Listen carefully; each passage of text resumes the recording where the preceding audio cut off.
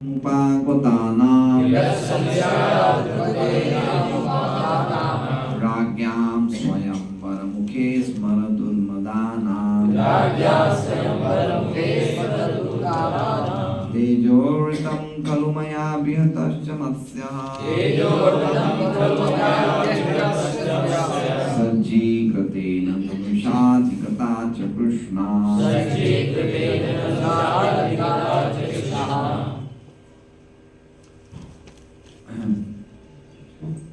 यद जिसके कृपामय संशयात बल से द्रुपद गेहम राजा द्रुपद के महल में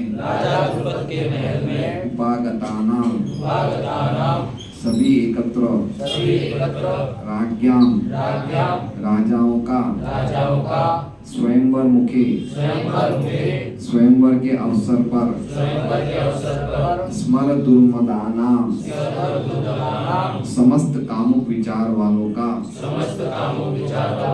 तेज बल प्रथम हरा गया खलु मानो मया मेरे द्वारा अभिहतः छेदा गया च भी मत्स्य मछली का निशाना सज्जीकृतेन धनुष तैयार करके धनुषा उस धनुष से अधिगता प्राप्त किया च भी कृष्णा द्रौपदी। अनुमान उनकी कृपामय शक्ति से ही मैं उन समस्त कामोन्मत्त राजकुमारों को परास्त कर सका जो राजा द्रुपद के महल में स्वयंवर के अवसर पर एकत्र हुए थे। अपने धनुष बाण से मैं मत्स्य लक्ष्य का भेदन कर सका और इस प्रकार द्रौपदी का पाणी ग्रहण कर सका।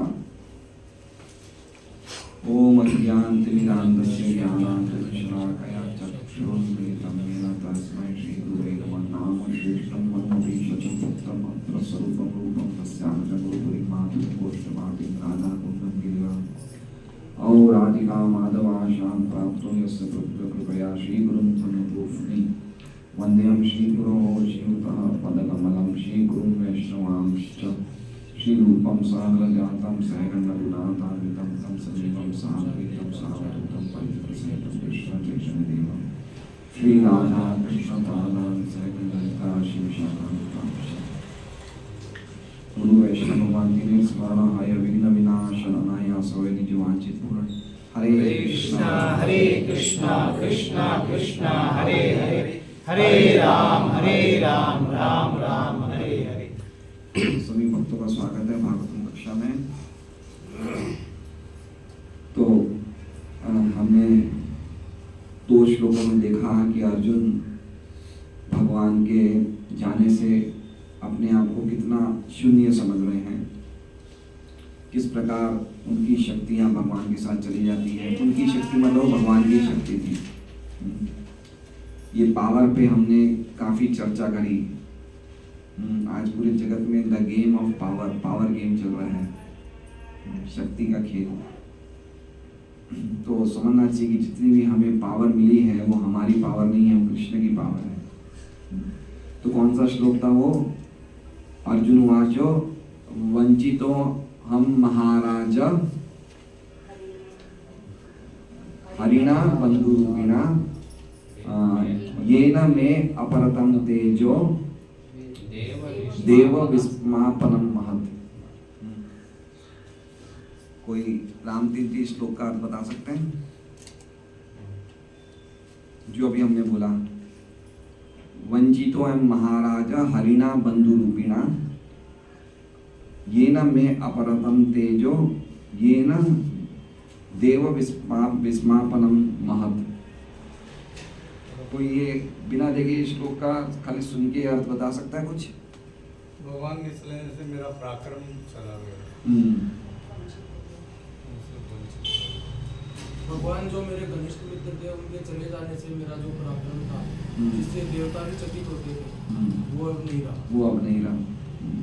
मैं उन हरि के द्वारा त्यक्त जा चुका हूँ, वंचित हो गया हूँ। हरि ने मुझे त्यक्त दिया है, त्याग कर दिया है, बंधु के रूप में, परमात्मा के रूप में नहीं। बहुत अच्छा। और कल वाला श्लोक हमने देखा था, यस्य क्षणो वियोगेन, यस्य क्षण वियोगेन क्या था फिर,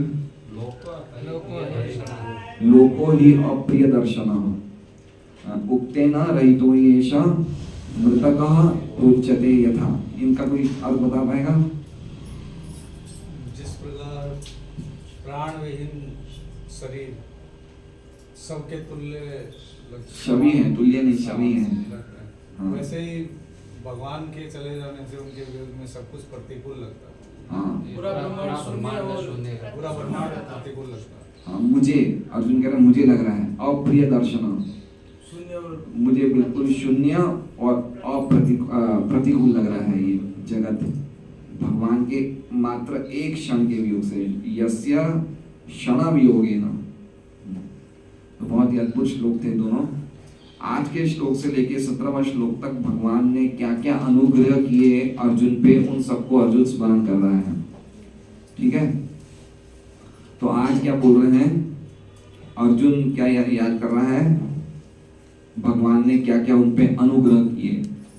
तो आज के श्लोक में हम देखते हैं अर्जुन क्या बोल रहे हैं, यत् संशयात् द्रुपद गेहम उपागतानाम। यत् मतलब जिन भगवान कृष्णा की कृपामयी, यत् मतलब जैसे मैंने कहा ना, कुछ श्लोकों में यत् आता रहेगा, तो मतलब समझना चाहिए कि जिन भगवान श्री कृष्णा की कृपामय, संशयात् मतलब बल से, कृपा करके उन्होंने मुझे बल प्रदान किया।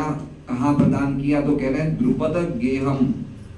गेह मतलब घर, द्रुपद मतलब द्रुपद जी का घर, मतलब द्रुपद जी का महल। द्रुपद जी के महल में मुझे भगवान ने अद्भुत बल दिया। क्या हुआ था उस समय? तो कह रहे हैं उपागतानाम। उपागतानाम मतलब बहुत सारे लोग एकत्रित हुए थे। कौन हुए थे? तो कह रहे राजा। क्यों एकत्रित हुए थे? कह रहे स्वयंवर मुखे, स्वयंवर के अवसर पे बहुत सारे राजा एकत्रित हुए थे राजा द्रुपद के महल में। उस समय भगवान ने मुझे अद्भुत कृपा करके बल दिया। क्या बल दिया? कौन कैसे राजा थे? तो कह रहे हैं स्मर दुर्मदानाम। ये कामुकता के कारण पागल हो चुके थे। कैसे राजा थे ये?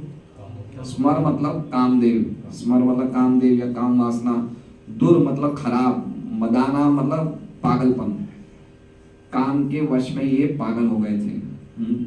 तो व्यक्ति काम के वश में पागल हो जाता है। तो ये राजा क्या हो गए थे? स्मर दुर्मदानाम। ऐसे राजा क्यों हो गए थे पागल? द्रौपदी की सुंदरता के लिए। द्रौपदी इतनी सुंदर थी कि उनके सुंदरता के कारण वो कामुक हो चुके थे। ऐसे राजाओं का तेजो रतम खलुमया, ऐसे राजाओं का मैंने तेज हर लिया। किन्होंने हर लिया? अर्जुन ने तेज, तेज मतलब वही पराक्रम। उन सभी राजाओं का मैंने बल हर लिया। ये उन पे पहला उपकार किया भगवान ने। भगवान की कृपा से सबसे पहले क्या किया? एक राजा नहीं थे, सभी एकत्रित हो गए थे अर्जुन से लड़ने के लिए। तो इस श्लोक में 4 उपकार बता रहे हैं अर्जुन। कितने उपकार किए भगवान ने? 4। सबसे पहला क्या किया कि ऐसे कामुक राजाओं का तेज अर्जुन ने भगवान की कृपा से हर लिया। दूसरा क्या किया इन्होंने?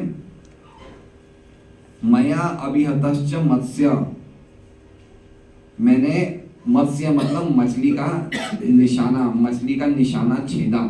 अभिहत का क्या होता है? अभिहत का अर्थ मछली का निशाना मैंने छेदन किया। तो दूसरा उपकार क्या किया? मछली पे बाण मार पाए। वो आसान नहीं था बाण मारना मछली पे। आपको पता है क्या कंडीशंस थे? मछली ऊपर थी और उन्हें कैसे देखना था? उन्हें नीचे देखना था, और मछली का रिफ्लेक्शन नीचे पानी पे था और पानी हिल रहा था। वो हिलते हुए पानी में मछली का रिफ्लेक्शन नीचे देख के किसको मारना है? मछली को ऊपर मारना है, और वो भी आंख पे। तो इजी नहीं था।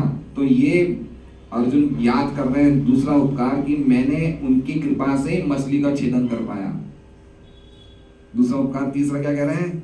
सज्जीकृतेन धनुषा, धनुष पे सज्जीकृतेन मतलब सज्जीकृतेन मतलब धनुष तैयार करके, धनुष तैयार करके मतलब समझ रहे हैं, धनुष पे प्रत्यंचा चढ़ा के। वो धनुष ही इतना भारी भरकम धनुष था कि उस पे कितने राजा, तो वो प्रत्यंचा वाला समझ रहे हैं, डोरी बांधनी होती वो ही नहीं बांध पाए, कितने राजा है ना, मतलब डोरी ही नहीं बांध पाए। कुछ कुछ राजा ही डोरी बांध पाए, जैसे कर्ण थे या मेरे सारे शायद दुर्योधन थे, वही लोग ही प्रत्यंचा चढ़ा पाए, बाकी बहुत से राजा तो खाली प्रत्यंचा नहीं चढ़ा पाए। तो तीसरा उपकार क्या याद कर रहे हैं कि उनके कृपामय बल से मैं क्या चढ़ा पाया? धनुष मैंने तैयार कर दिया। धनुष तैयार कर दिया मतलब मैंने प्रत्यंचा चढ़ा दी, और फिर उसको चढ़ाने के बाद क्या किया? मैंने मत्स्य का छेदन किया। और फिर क्या हुआ? अधिगता च कृष्णा, अधिगता मतलब मैंने अधिगत कर लिया, मतलब मैंने ऑब्टेन किया, मैंने प्राप्त कर लिया। किसको प्राप्त कर लिया? कृष्णा, कृष्णा मतलब द्रौपदी। तो चार उपकार कौन से हुए रामतीर्थ जी? द्रौपदी को प्राप्त कर लिया, पहला, अपने मछली का वेदन कर सके, दूसरा,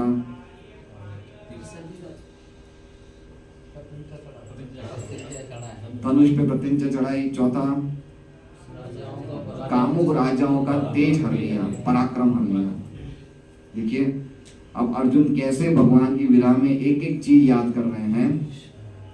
एक्चुअली में देखा जाए तो वो व्यक्ति वास्तव में सच्चे अर्थ में भक्त नहीं है कि अगर उसे जीवन में भगवान के अनुग्रह की अनुभूति नहीं हो। इसलिए हम जो भक्ति के मार्ग में हैं, हमें जो कुछ भी भगवान से भौतिक सुविधाएं और आध्यात्मिक सुविधाएं जो भी प्राप्त होती है, उसके लिए हमें भगवान के प्रति पग पग पे अनुग्रह मानना चाहिए, है ना। कुछ ना कुछ तो हमें प्राप्त हुआ है, नहीं हुआ है? सभी कुछ प्राप्त हुआ है ना। तो उसमें हमें समझना चाहिए कैसे भगवान की कितनी बड़ी कृपा है कि मुझे क्या नहीं, क्या मैं तो कोई योग्य नहीं, तो फिर भी मुझे भगवान से इतना सब कुछ मिल रहा है। तो ये अर्जुन याद कर रहे हैं, अनुग्रह याद कर रहे हैं। चार चीज बता रहे हैं कि मेरे पास तो कोई बल नहीं था, लेकिन ये सब भगवान की कृपा से मिली है। और जो उन पे खराब चीजें वो याद नहीं कर रहे हैं।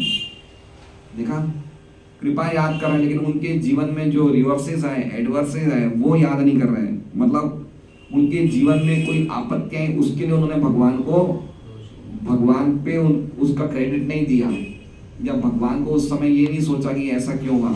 और ऐसी खतरनाक आपत्तियां आई थी कि अगर हमारे जीवन में उनमें से खाली अगर 4 आपत्तियां आ जाए तो हमारा भगवान पे से श्रद्धा हिल जाए। कितनी आपत्तियां? 4, मतलब मैंने ऐसी 4 याद करी है कि अगर हमारे जीवन में 4 समस्याएं आ जाती तो एक बार के लिए तो हमारी हृदय में भगवान से श्रद्धा थोड़ी हिल जाती। पहली आपत्ति क्या थी? उनकी धर्म पत्नी को भरी सभा में साड़ी खींचना, लज्जाहरण। अगर हमारी पत्नी के साथ महाराणा प्रताप 4 रस्ते में 500 लोगों के बीच में ऐसा होता तो हमारी क्या स्थिति होती?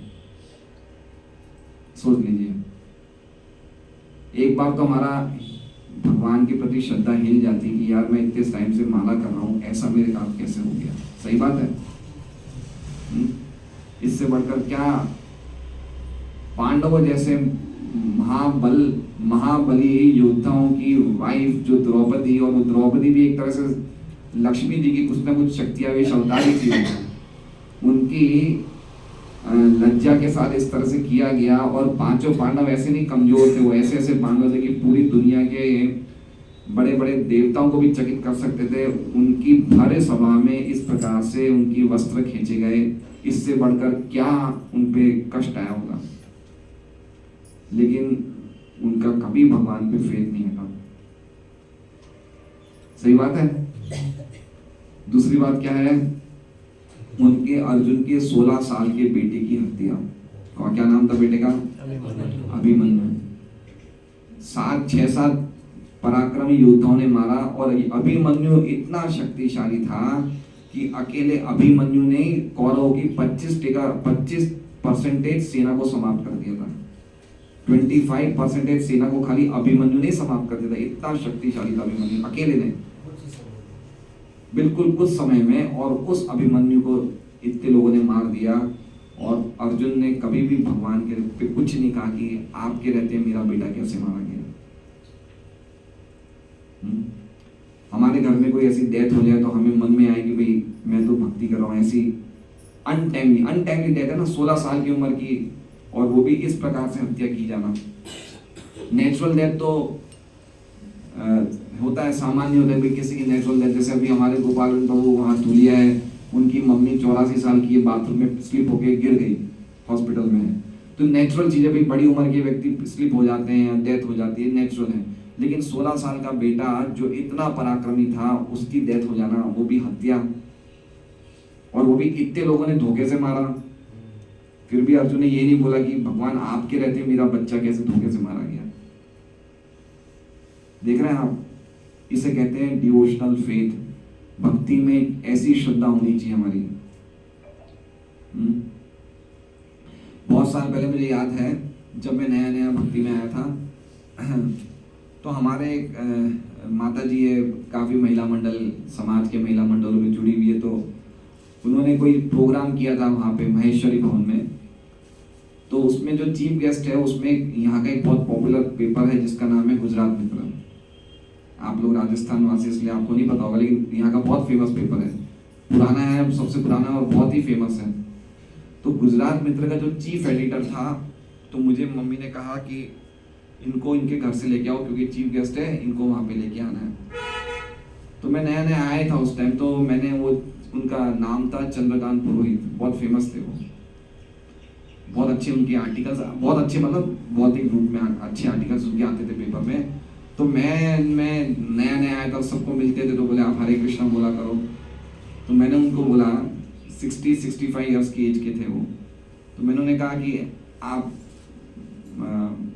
हरे कृष्ण महामंत्र का जप किया करिए। तो बोले मेरा भगवान से विश्वास उठ गया है। मैंने कहा क्यों? बोले मेरी मम्मी, मेरी वाइफ और मैं इतना पूजा पाठ करते थे, लेकिन मेरी वाइफ की पूरी जवानी में डेथ हो गई, तब से मेरा भगवान से विश्वास। देखिए, पेपर, इतने बड़े पेपर के एडिटर हैं, पढ़े लिखे व्यक्ति हैं, लेकिन उनकी भौतिक एकेडमी में कोई कमी नहीं है, लेकिन आध्यात्मिक चीजों में श्रद्धा नहीं है। दिख रहे हैं आप आपको?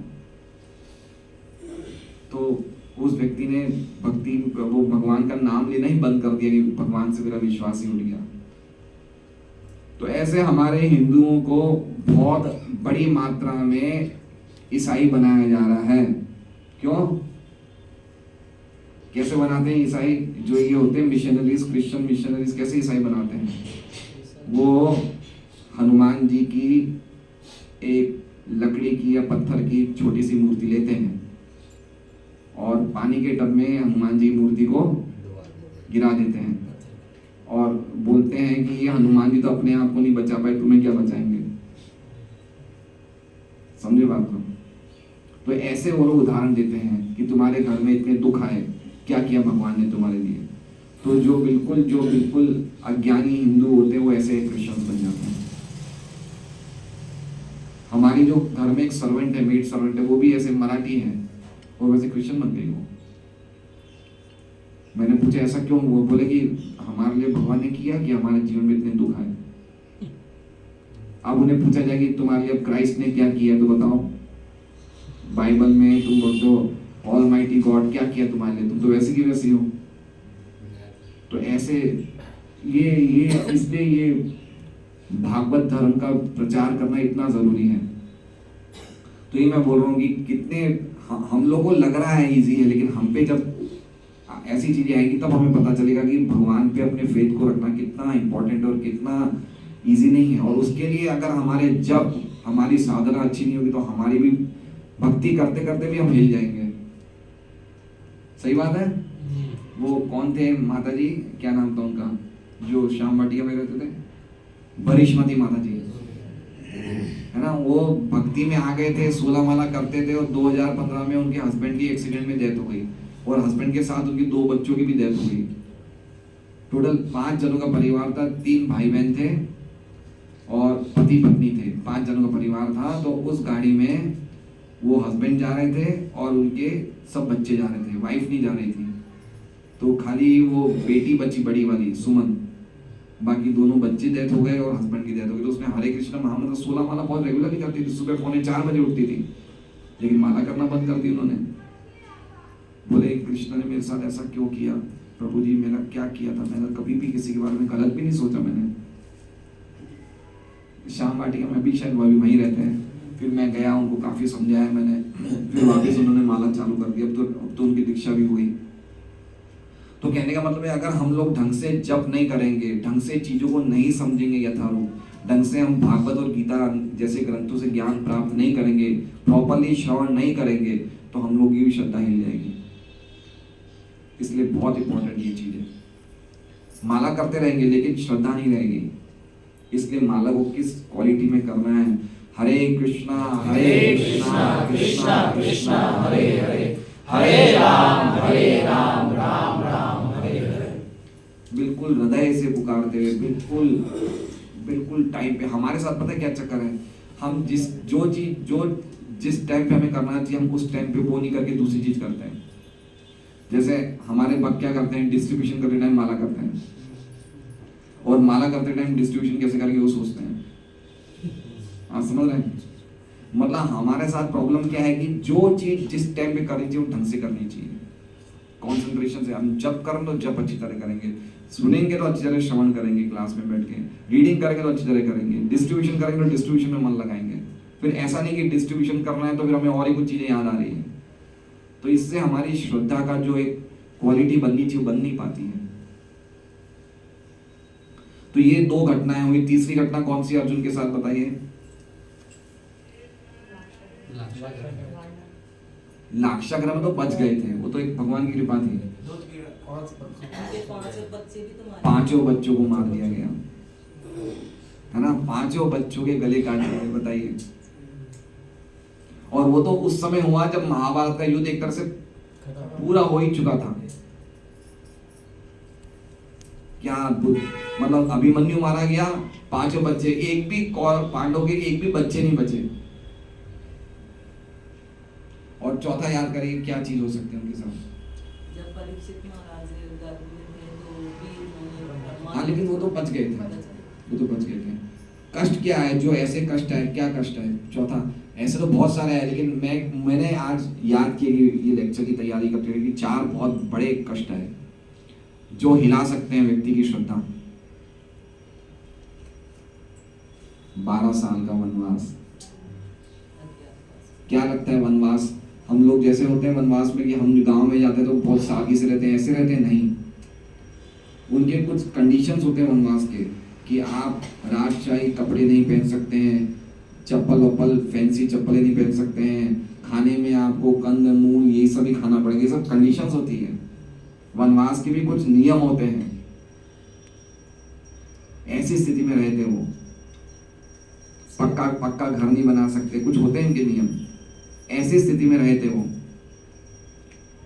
पांडव लोग, ऐसी स्थिति में रहते।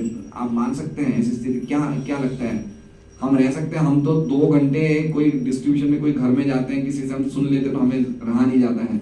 ऐसी स्थिति में रह के अलग अलग जगह भटकना कितना ह्यूमिलिएटिंग है। वो भी कितने साल तक? 12 साल तक। और 1 साल क्या था, 1 साल नौकरी स्वीकार करी उन्होंने। वो नौकरी करना, इतने बड़े महान रथियों के लिए नौकरी करना कितना ज्यादा इंसल्टिंग है ना। एक तो क्या कहने था, युधिष्ठिर तो मंत्री बना था और युधिष्ठिर पे राजा विराट ने डाइस फेंक दिया था, पासा। तो हम सोच सकते हैं कि पांडवों ने कभी भी इन चीजों के लिए भगवान को कभी भी 1 पॉइंट भी कंप्लेन नहीं करी। ऊपर से तो इनकी माँ कुंती ने तो कहा कि ऐसे कष्ट बार बार आए, है ना। क्या मांगती हैं? विपद संतु ता शाश्वत, ऐसे कष्ट बार बार आए। तो हम समझ सकते हैं उनका डिवोशन का लेवल क्या था, भक्ति का उनका लेवल क्या था उनका। तो वो जैसा मैंने कल बताया कि उनकी स्थिति इस प्रकार की थी कि जिनको व्यक्ति की आत्मा से जब शरीर से आत्मा निकल जाती है तो शरीर कितना सड़ा हुआ लगता है हर व्यक्ति को, तो उसी प्रकार से उन्हें जगत सड़ा हुआ लग रहा था। मतलब उनको मन लगाने की जरूरत नहीं थी भगवान में, उनको भगवान में मन लगाने की जरूरत नहीं थी। उनकी स्थिति तो ऐसी थी कि भगवान के बिना रह ही नहीं सकते हैं। समझिए बात को। मन किनको लगाना पड़ता है? हमें। हम उनके लिए नहीं बोल सकते मन लगाने की जरूरत थी। जैसे मान लीजिए कि अब मैं सत्यराज प्रभु को एक गुलाब जामुन दूं और उन्हें बोलूं कि आप गुलाब जामुन मन लगाओ, इसमें लगाने की जरूरत है? उनका टेस्ट आना नेचुरल है। हम बद्ध जीवों को भौतिक चीजों के आकर्षण का टेस्ट क्या है? नेचुरल। तो ऐसा नेचुरल टेस्ट उन्हें कृष्ण के लिए है। ऐसी स्थिति उनकी पांडवों की।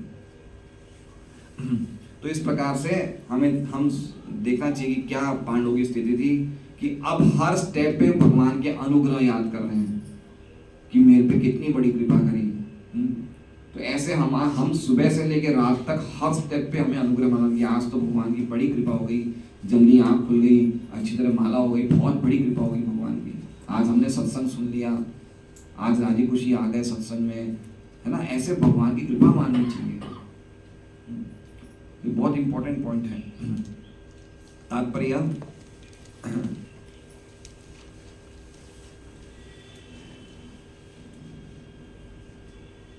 द्रौपदी राजा द्रुपद की सर्व सुंदरी कन्या थी और जब वो तरुणी हुई तो प्रायः समस्त राजकुमार उससे विवाह करने के इच्छुक थे। तो ये बात कब की हुई थी? एक्चुअली में द्रौपदी का जब स्वयंवर रचा गया था तो उस टाइम पांडव लोग वहां पे थे। वनवास मतलब वो उससे लाक्षागृह से बच गए थे। लाक्षागृह से बच गए थे वो। और वेद व्यास जी ने उन्होंने सूचना दी कि ऐसे राजा द्रुपद ने अपनी बेटी द्रौपदी के लिए स्वयंवर रचा है। तो ऐसे उनको पता चला कि इस तरह से स्वयंवर की रचना हुई है, तो वो लोग जाते हैं और उसमें सब आते हैं। दुर्योधन भी आते हैं और बड़े बड़े राजा, कर्ण भी थे और भी बहुत राजा थे उसमें। लेकिन द्रुपद महाराज ने अपनी पुत्री अर्जुन को ही देने का निश्चय किया। अतः उन्होंने एक अद्भुत युक्ति सोची। मकान की छत से एक चक्र के भीतर एक मछली लटका दी। शर्त यह थी कि हर राजकुमार को रक्षक चक्र से होकर मछली की आंखें भेदनी होगी और उसे लक्ष्य की ओर देखने की अनुमति नहीं होगी। मतलब मछली को आप मछली की तरफ नहीं देख सकते हैं। और मछली भी कहाँ थी? एक चक्र के भीतर थी। मतलब मछली के ऊपर एक चक्र था और वो भी चक्र घूम रहा था, है ना। और ऐसा ही स्वयंवर भगवान कृष्ण के टाइम भी हुआ था। भगवान कृष्ण की कौन सी रानी थी, तो भगवान ने ऐसा ही स्वयंवर किया था। और इसमें तो चक्र घूम रहा था, तो उसमें तो उससे भी हार्ड स्वयंवर था। कौन सी रानी याद नहीं आ रही है, लेकिन इससे भी हार्ड स्वयंवर था। और उसमें भी शायद अर्जुन गए थे लेकिन वो खाली कृष्ण ही जीत पाए वो। तो ये इस तरह से शर्त ये थी कि हर राजकुमार को रक्षक चक्र से होकर मछली की आंखें भेदनी होगी और उसे लक्ष्य की ओर देखने की अनुमति नहीं होगी। जमीन पर एक जलपात्र था जिसमें लक्ष्य तथा चक्र का प्रतिबिंब पड़ रहा था और पात्र के हिलते हुए जल में पड़ने वाले प्रतिबिंब को देखकर लक्ष्य साधना था। महाराज द्रुपद ये भली भांति जानते थे कि ये कार्य केवल अर्जुन या फिर कर्ण ही सफलतापूर्वक, कर्ण भी कर सकता था, ये सफलतापूर्वक संपन्न कर सकते थे। लेकिन देखिए अब इसमें बताया कि कैसे भगवान की कृपा अर्जुन पे, तो अर्जुन कर पाया, कर्ण नहीं कर पाया। देखा आपने, बल में कर्ण कम नहीं था और ये कर सकता था, लेकिन कृपा किसके थी? भगवान पे थी। अर्जुन पे कृपा थी भगवान की, इसलिए अर्जुन कर पाया। इसलिए पूरा माहौल ही ऐसा, भगवान ने पूरा माहौल इस प्रकार का रचना कर दिया, है ना। भगवान को कुछ भी कर सकते हैं। गीता जी में क्या कह रहे हैं भगवान?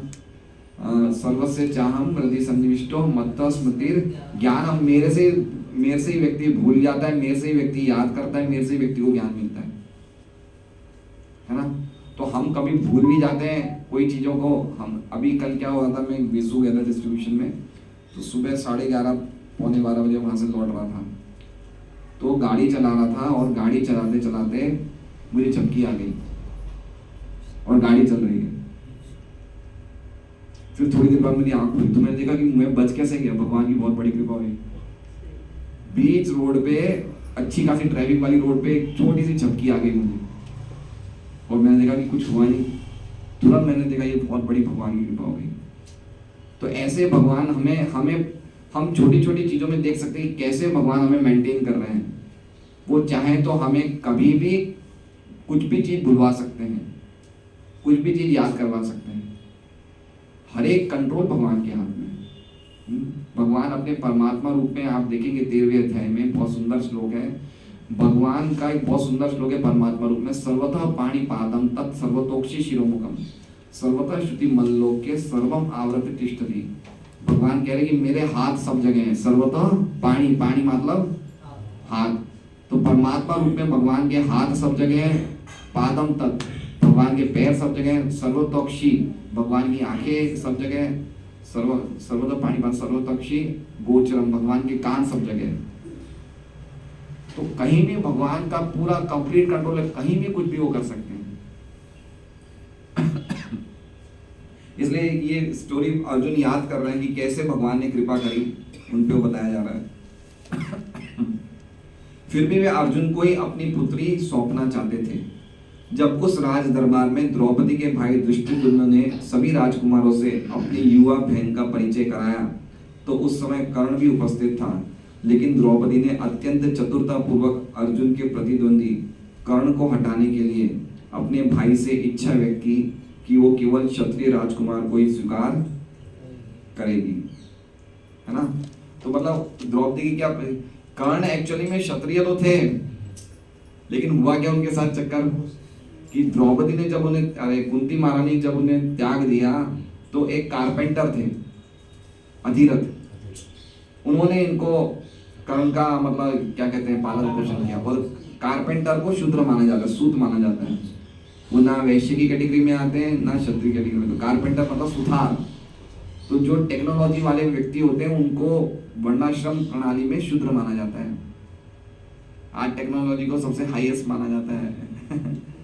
तो द्रौपदी ने मना, और पहले वर्णाश्रम सिस्टम में क्या होता था कि जैसा जिसका जन्म होता था वैसे ही उसका कार्य होता था ज्यादातर।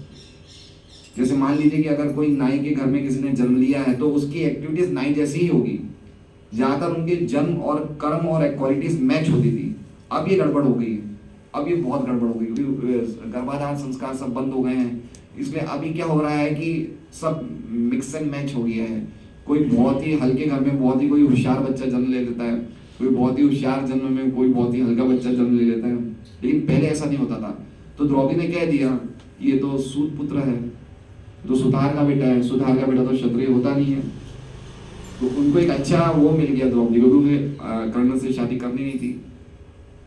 तो ये सिस्टम के आधार पे कर्ण एलिजिबल नहीं हो पाया द्रौपदी का हाथ मांगने। बाकी कर्ण ने भी प्रतिज्ञा तो चढ़ा दी थी, लेकिन बाद में दृष्टिद्युम्न के द्वारा द्रौपदी ने मना करवा दिया कि मैं क्षत्रिय से कम नहीं कर पाऊंगी शादी। तो क्षत्रिय या फिर क्षत्रिय से ऊपर, क्षत्रिय से ऊपर कौन है? और पांडव कौन से वेश में आए थे? ब्राह्मण। तो इस प्रकार से पांडव लोग एलिजिबल हो गए, लेकिन कर्ण एलिजिबल नहीं हुआ।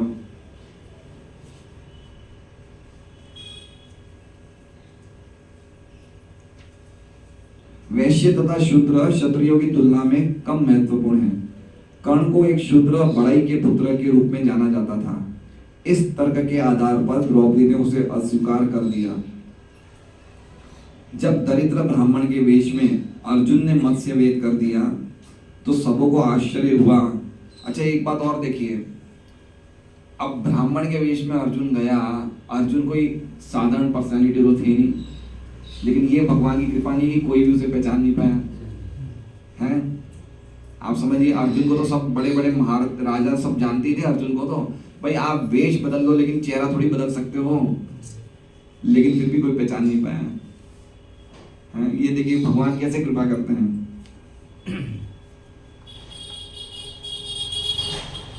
तो सबों को आश्चर्य, और सबों ने विशेषतया कर्ण ने उससे घंघोर युद्ध किया, किंतु भगवान कृष्ण की कृपा से अर्जुन राजकुमारों के इस युद्ध में सफल हुआ और उसे द्रौपदी अथवा कृष्ण का हाथ प्राप्त हुआ। कृष्णा, कृष्णा मतलब द्रौपदी का हाथ प्राप्त हुआ।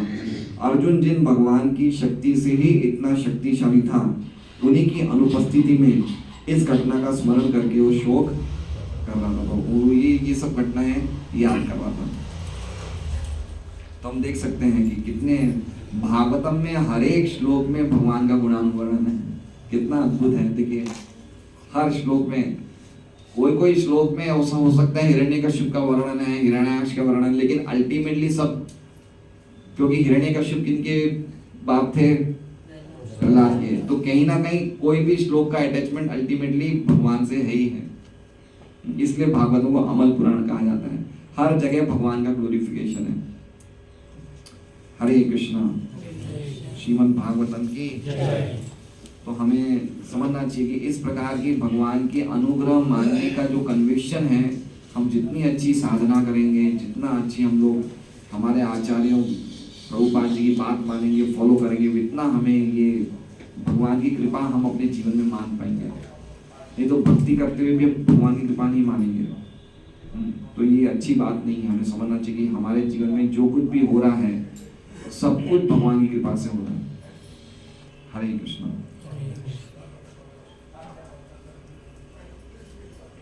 आज का शाम का प्रोग्राम राम तीर्थ जी के घर पे है, तो शाम का प्रोग्राम महेश्वरी भवन में नहीं है, राम तीर्थ जी के घर